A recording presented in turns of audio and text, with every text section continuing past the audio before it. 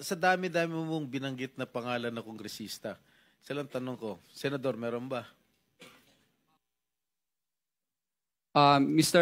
Your Honor, wala po. Sigurado ka? Safe ka na. Sigurado po. I resent that statement, Mr. Chair. I resent that statement. Safe ka na.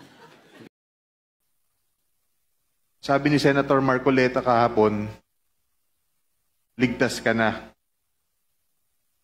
Hindi po ito totoo.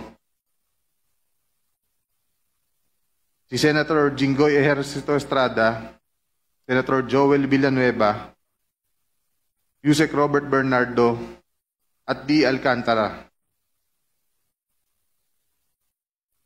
Si Senator Jinggoy po ay nagbaba ng 355 million ngayong 2025 sa mga ilang projects sa Bulacan.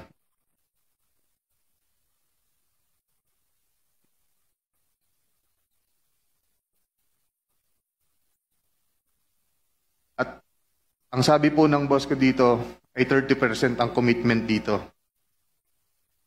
Ang mga projects po na to ay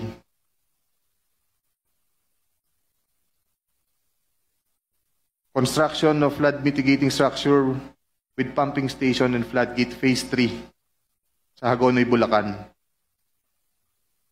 Flood control mitigating structure with pumping station and floodgate sa Malolos, Bulacan.